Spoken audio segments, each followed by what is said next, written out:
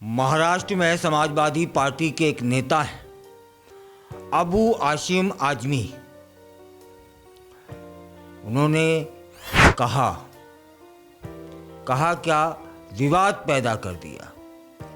कहा यह कि औरंगजेब क्रूर और असहिष्णु शासक नहीं था, बल्कि उसने कई मंदिर भी बनवाए थे। औरंगजेब को लेकर इतिहास गलत तरीके से बता रहा है। अगर औरंगजेब ने मंदिर तोड़े तो मस्जिद भी तोड़ी।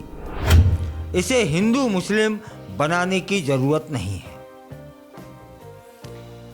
इस बयान ने खलबली मचाई है, विवाद पैदा किया है, लोगों में आक्रोश आ गया है। जबकि यह सभी जानते हैं कि औरंगजेब एक क्रूर शासक था। उसने अपनों तक को नहीं बख्शा, भाइयों तक को नहीं बख्शा। उसकी प्रशंसा।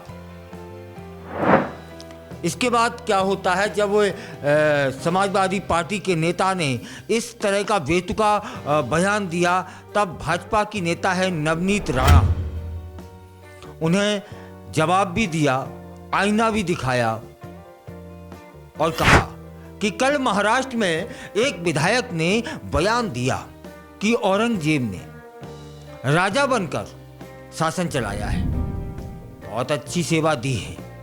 मैं उन्हें याद दिलाना चाहता हूं कि जिस महाराष्ट्र की विधानसभा में आप चुनकर 5 साल बैठते हैं ना, उस महाराष्ट्र के राजा छत्रपति शिवाजी महाराज और संभाजी महाराज ही थे।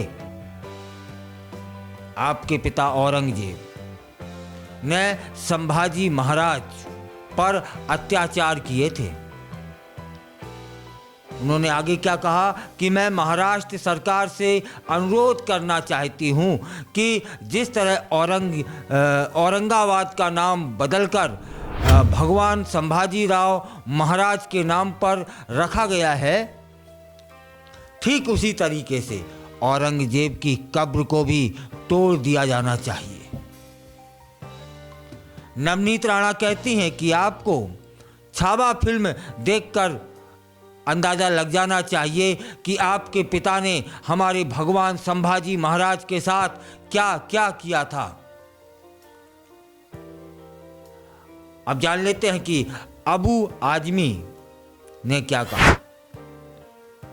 अबू आजमी ने कहा था कि औरंगजेब क्रूर और असहिष्णु शासक नहीं था, जबकि इतिहास जानता है, उस जमाने के लोगों ने बताया है कि वह बेहतरीन क्रूर शासक था।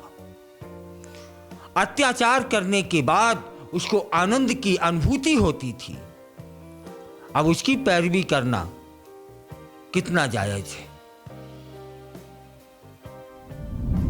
उसने मंदिर तोड़ डाले थे भाई,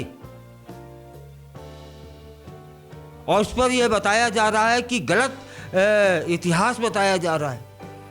गलत नहीं है, सही है। उनसे पूछो, उनकी नस्लों से पूछो कि उनके पूर्वजों ने इस औरंगजेब की यातनाएं कैसे सही थी।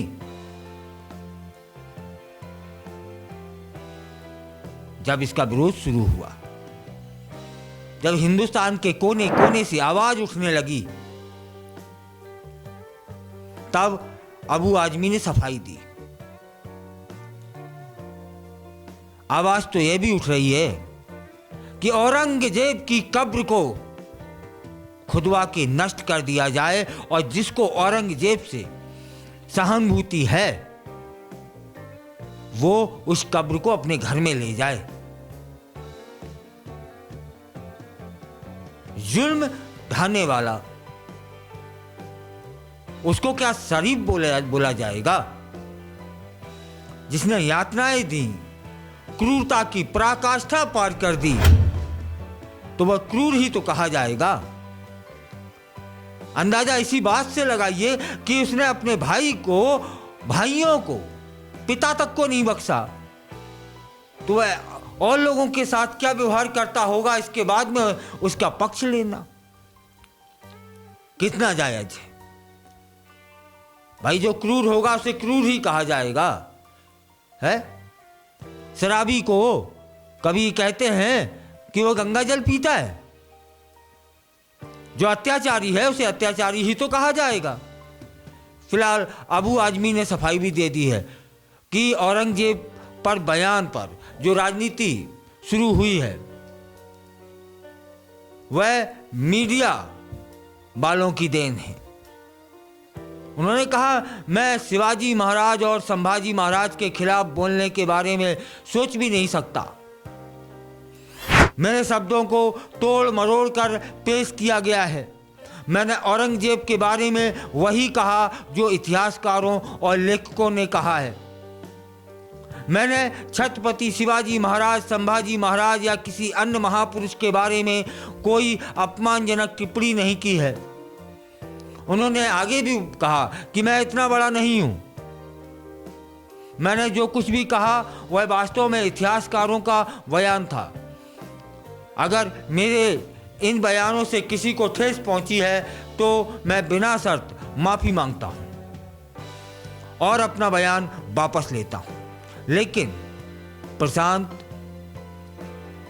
कोरट और राहुल सोलापुलकर ने शिवाजी महाराज और संभाजी महाराज के बारे में जो कुछ भी कहा है उस पर मैं भी ध्यान देना चाहूँगा। अबू आसिम आजमी के खिलाफ FIR औरंगजेब पर की गई टिप्पणी के मामले में नौपाड़ा पुलिस स्टेशन में विधायक अबू आजमी के खिलाफ FIR दर्ज हो चुकी है और इसे मरीन ड्राइव पुलिस स्टेशन में ट्रांसफ़र भी कर दिया गया है।